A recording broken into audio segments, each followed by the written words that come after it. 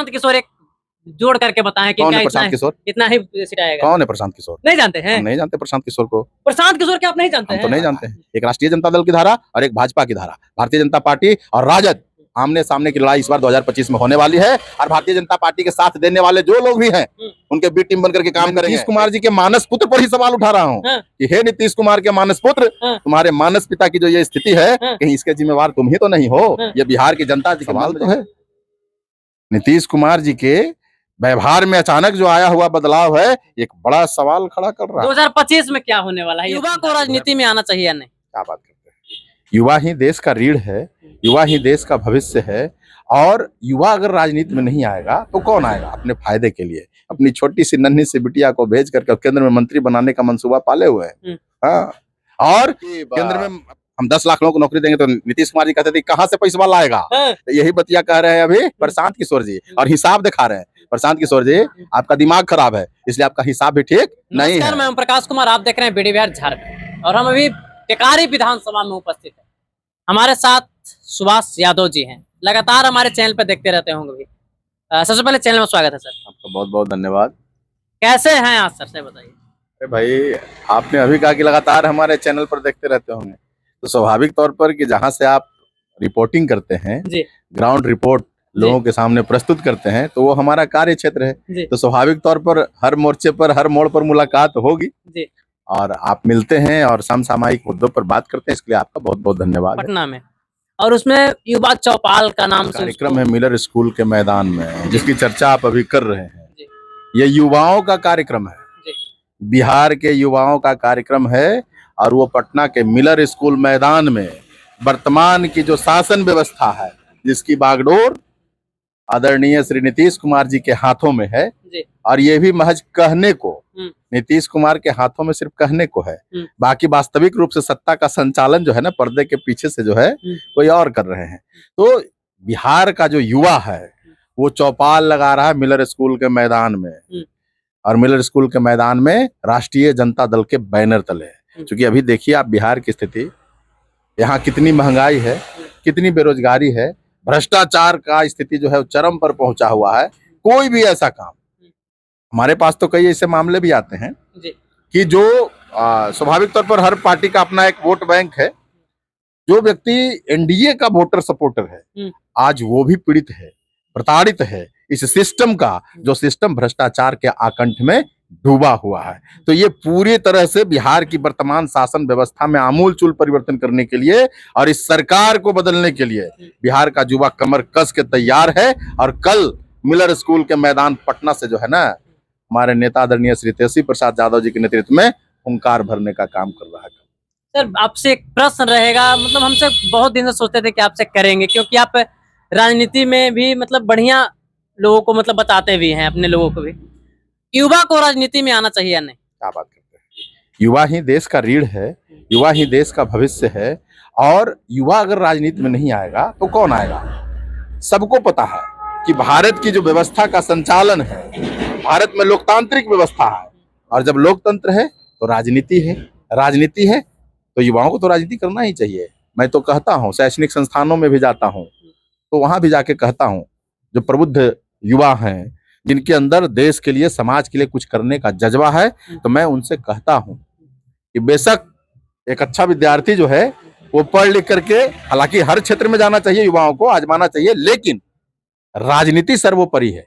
राजनीति सर्वोपरि इस मायने में कि व्यवस्था का संचालन जो है ना, वो राजनीति के माध्यम से ही होता है। क्योंकि राजनीति जब होती है तो राजनीतिक दल हैं, राजनीतिक दल चुनाव में जाते हैं, चुनाव में जिस दल को बहुमत मिलता है वो सरकार बनाते हैं। तो जो राजनीति करने वाले लोग ही सरकार में शामिल होते हैं, और उन्हीं के हाथों में व्यवस्था संचालन की जवाबदेही और जिम्मेवारी होती है। तो जब तक अच्छे लोग और युवा अच्छे सोच के साथ, एक अच्छे विजन के साथ कि हमको अपने राज्य का, अपने देश के हालात को बदलना कैसे है, तो युवाओं को तो राजनीति में आना ही चाहिए। भले आप अच्छे होकर के राजनीति को अगर हिकारत भरी नजरों से आप देखिएगा, राजनीति के प्रति अगर निगेटिव एटीट्यूड आप रखिएगा, तो देश का भला, राज्य का भला नहीं हो सकता। क्योंकि अच्छे लोग जब राजनीति में नहीं जाएंगे तो स्वाभाविक तौर पर वैसे लोग आपके ऊपर शासन करने लगेंगे जो कभी आप सपने में भी नहीं सोच सकते। इसलिए अच्छी सोच वाले युवाओं को जो है, सकारात्मक सोच वाले युवाओं को, जो अपने देश और राज्य के लिए कुछ करना चाहते हैं, बेहतर भविष्य बनाना चाहते हैं, वैसे लोगों को राजनीति जरूर करना चाहिए। सर एक प्रश्न और रहेगा कब से, अभी वीडियो वायरल चल रहा है नीतीश कुमार जी का और तेजस्वी यादव का, सोशल मीडिया पे तैर रहा है। नीतीश कुमार जी इधर से इशारा करते हैं मुंह अपना बना करके तेजस्वी यादव के तरफ से कि क्या कर रहा है ऐसे ऐसे करके, वो वीडियो मतलब लगा देंगे हम आपको, देखिएगा। इशारा में क्या बात हो रहा है दोनों में कि भाई होने क्या वाला है? भाषा 3 तरह के होता है, लिखित भाषा, मौखिक भाषा और सांकेतिक भाषा। लिखित भाषा लिख करके, मौखिक भाषा बोल करके और सांकेतिक भाषा संकेत में। तो इधर कुछ दिनों से जो है आप देख रहे होंगे कि हमारे आदरणीय मुख्यमंत्री सांकेतिक भाषा का इस्तेमाल कुछ ज्यादा कर रहे हैं, और सांकेतिक भाषा का इस्तेमाल ज्यादा करने की वजह से ही सवाल भी उठने लगा है उनके ऊपर। अगर कुछ बात करनी है, कहनी है, तो सांकेतिक भाषा का इस्तेमाल क्यों? राजनीति में तो मुखरता होनी चाहिए, जो भी बात है खुल के बात होना चाहिए। संकेतों में क्या बोलना जी? संकेत में बोल करके क्या? तो कहीं ना कहीं वो बार बार, पहले भी हमने कहा, इसके पिछले इंटरव्यू में भी बात हुई थी, तो हमने कहा कि उनकी स्थिति जो है, नीतीश कुमार जी के शासन व्यवस्था संभालने वाली स्थिति में वो नहीं है। पर्दे के पीछे से कोई और नीतीश कुमार का इस्तेमाल कर रहा है, और नीतीश कुमार जो है मुखर होकर के, चूंकि नीतीश कुमार का नाम जो है मुखर नेताओं में शुमार है, लेकिन आज जिस तरह के संकेत और जिस तरह के भाव भंगिमा उनकी है, तो स्वाभाविक तौर पर एक सवाल उठता है। और पुनः मैं सवाल उठा रहा हूं कि ये सवाल उस व्यक्ति के ऊपर है। नीतीश कुमार की जो अभी मनोस्थिति है, नीतीश कुमार जी का जो अभी भाव भंगिमा है, इसका जिम्मेवार अगर कोई है तो साय की तरह साथ में रहने वाला व्यक्ति, जो मानस पिता के नाम से नीतीश कुमार को संबोधित करता है कि मैं मानस पिता हूं, तो मैं नीतीश कुमार जी के मानस पुत्र पर ही सवाल उठा रहा हूं कि हे नीतीश कुमार के मानस पुत्र, तुम्हारे मानस पिता की जो ये स्थिति है, कहीं इसके जिम्मेवार तुम ही तो नहीं हो? ये बिहार की जनता जी के मन में जो एक बड़ा सवाल है, क्योंकि वो कभी भी, वो व्यक्ति राजनीतिक महत्वाकांक्षा से इतना भरा हुआ है कि वो कभी भी किसी का हितैषी नहीं हो सकता। वो सेंटिमेंटल अटैचमेंट उसका किसी भी व्यक्ति के साथ नहीं हो सकता। वो प्रोफेशनली जुटता है। कांग्रेस का इस्तेमाल करने के बाद, लालू जी का इस्तेमाल करने के बाद, और अभी वर्तमान में काफी लंबे अरसे से नीतीश कुमार जी का इस्तेमाल किया जा रहा है, और राजनीतिक इस्तेमाल किया जा रहा है सिर्फ और सिर्फ अपने फायदे के लिए। अपनी छोटी सी नन्ही सी बिटिया को भेज करके केंद्र में मंत्री बनाने का मंसूबा पाले हुए हैं। हाँ, और केंद्र में अपनी बिटिया को मंत्री बना करके, और किस शर्त पर? जदयू के कब्र के शर्तों पर। भारतीय जनता पार्टी ने ऑलरेडी कहा हुआ है उस मानस पुत्र को, मानस पिता के मानस पुत्र को, कि जदयू का कब्र बनाओ, और उस कब्र के शर्त पर है तुम्हारी बिटिया को केंद्र में हम मंत्री बनाएंगे। और इसी स्ट्रेटजी पर जो है ना, वो मानस पुत्र जो है, मानस पिता नीतीश कुमार के मानस पुत्र काम कर रहे हैं। सवाल तो है नीतीश कुमार जी के व्यवहार में अचानक जो आया हुआ बदलाव है, एक बड़ा सवाल खड़ा कर रहा है। 2025 में क्या होने वाला है ये आप समझा दीजिए। 2025 में तेजस्वी यादव जी के नेतृत्व में सरकार बनने वाली है। यहाँ कितना सीट लाएंगे? कितना सीट? अरे भैया, सीट का गिनती अभी हम बता दें आपको। सरकार बनने वाली है, सरकार बनने के लिए 122 सीट कम से कम होना चाहिए। तो इस बात को आप समझ लीजिए कि हमारा पूर्ण बहुमत आने वाला है। प्रशांत किशोर एक जोड़ करके बताएं कि कौन है प्रशांत किशोर? इतना ही सीट आएगा। कौन है प्रशांत किशोर? नहीं जानते हैं? हम नहीं जानते प्रशांत किशोर को। प्रशांत किशोर क्या आप नहीं जानते हैं? हम तो नहीं जानते हैं। एक प्रशांत किशोर हुआ करते थे जो राजनीतिक दलों के लिए रणनीति बनाने का काम करते थे पर्दे के पीछे से। कहीं उस प्रशांत किशोर की बात तो आप नहीं कर रहे हैं? वही प्रशांत किशोर के बात। अरे भैया,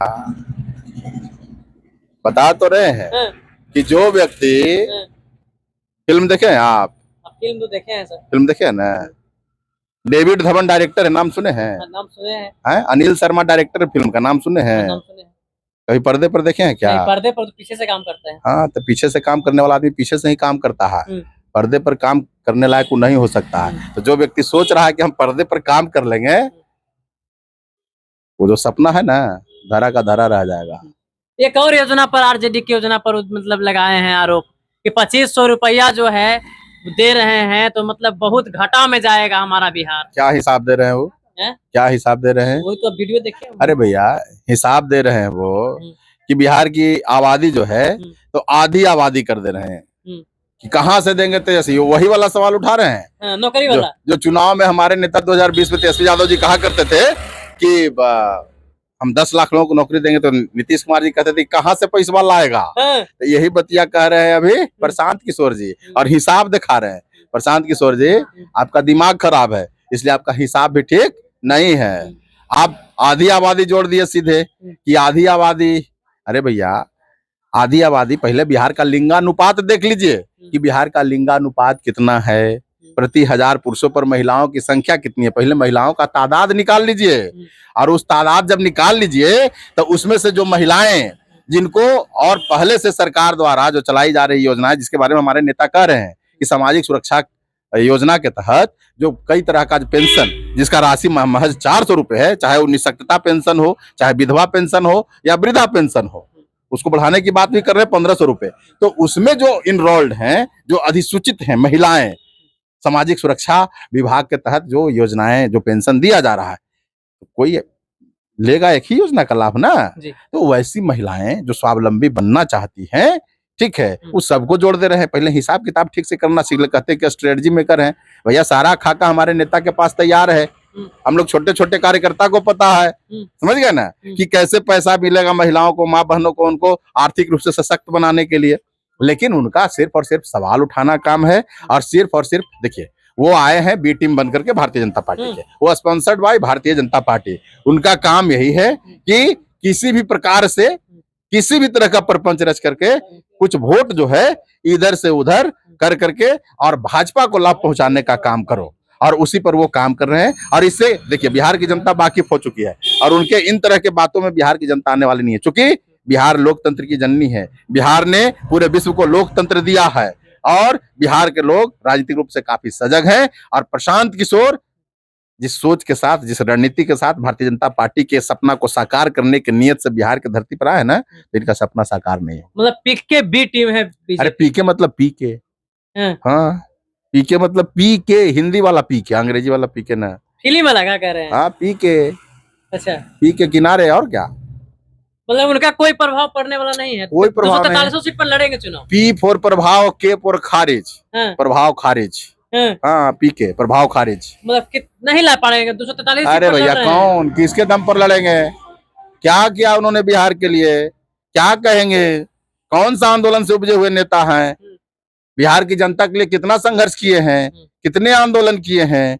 एक आंदोलन कर भी रहे थे यहाँ बिहार बीपीएससी वाले छात्र लोग, तो अपना उसका राजनीतिक फायदा लेने के लिए, और देखिए कि छात्रों के भविष्य पर सवाल खड़ा कर दिया गया।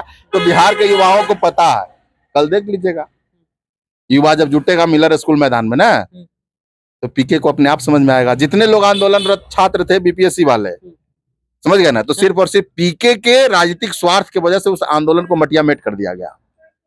एक बात आप कह रहे हैं कि बी टीम है, तो कहीं न कहीं आरजेडी पार्टी को तो उनसे प्रभाव पड़ेगा। किसको? कोई प्रभाव नहीं पड़ेगा। जब पते चल गया कि बी टीम, नहीं पता चलता तब ना, जब पते चल गया, हम अभी क्या बोले कि बिहार के लोग सजग हैं, बिहार राजनीतिक रूप से उर्वर भूमि रही है, लोकतंत्र की जननी है, और यहाँ के लोगों को पता चल चुका है कि वो भारतीय जनता पार्टी के लिए काम कर रहे हैं। तो ऐसी स्थिति में लड़ाई दो ही धारा का है, एक राष्ट्रीय जनता दल की धारा और एक भाजपा की धारा। भारतीय जनता पार्टी और राजद आमने सामने की लड़ाई इस बार 2025 में होने वाली है, और भारतीय जनता पार्टी के साथ देने वाले जो लोग भी हैं उनके बी टीम बनकर के काम करेंगे। XYZ कोई भी बिहार की जनता उनको जो है ना बोहनी भी नहीं होने देगा, ये आप समझ लीजिए। तो एक बात और बता दीजिएगा, कल जो मिलेर हाई स्कूल में जो आगाज होने वाला है इतना बड़ा कार्यक्रम, तो 243 विधानसभा के लोग वहाँ पहुंचेंगे। बिल्कुल, पूरे बिहार के युवा वहाँ जुट रहे हैं, पूरे बिहार। हाँ, युवाओं का जन सैलाब होगा, और युवा जो ताकत होता है। और अभी आपको बता दें कि जितने भी राजनीतिक दल हैं इस भारतवर्ष में, सबसे वर्चस्व वाला युवा नेता, सबसे प्रभावशाली युवा नेता अगर किसी दल के पास है तो उस दल का नाम राष्ट्रीय जनता दल है, और नेता आदरणीय श्री तेजस्वी प्रसाद यादव जी हैं। उनसे युवा नेता, उनसे विजनरी नेता, उनसे बड़ा स्टेट्समैन जिस कैटेगरी के वो नेता है, उस कैटेगरी में भी कोई भी बिहार का किसी भी राजनीतिक दल में कोई भी नेता उनके सामने नहीं टिकता है। संदेश क्या रहेगा लास्ट आपका? संदेश यही है कि कल जो होने वाला कार्यक्रम है उसमें अधिक से अधिक जो है स्वतः स्फूर्त जा रहे हैं, लेकिन फिर भी हम अपील कर रहे हैं कि वहां अधिक से अधिक संख्या में पहुंचे, और हमारे नेता का जो विजन है उस बातों को सुने, और कमर कस के तैयार होकर के 2025 के चुनाव में जो विरोधी है, जो देश के भविष्य के युवाओं का, राज्य के युवाओं के भविष्य का को चौपट करने वाले लोग हैं, उनको चारों खाने चित करके और तेजस्वी यादव के नेतृत्व में सरकार बनाने का काम करें। चलिए, कल हम भी पहुंच रहे हैं वहां देखने के लिए भाई, और वीडियो भी आप लोग को साझा करेंगे, दिखाएंगे कि कितना भीड़ वहां जुटता है। कौन कौन लोग आते हैं, कैसे कैसे व्यक्ति वहां आते हैं, कैसे कैसे युवा आते हैं, आप लोग को वीडियो हम जरूर बनाएंगे, हम भी जाएंगे क्योंकि इतना बड़ा जब मिलर हाई स्कूल में हो रहा है कार्यक्रम तो जाएंगे हम लोग, मीडिया भी वहां। बाकी आप लोग को ये वीडियो कैसा लगा, सुभाष यादव से अगर आप लोग का कोई सवाल रहता होगा कि ये सवाल पूछा जाए तो आप लोग कमेंट बॉक्स में अपना सवाल जरूर रखिए, वो सवाल जरूर हम इनसे करेंगे। वीडियो करते हैं समाप्त। जय हिंद।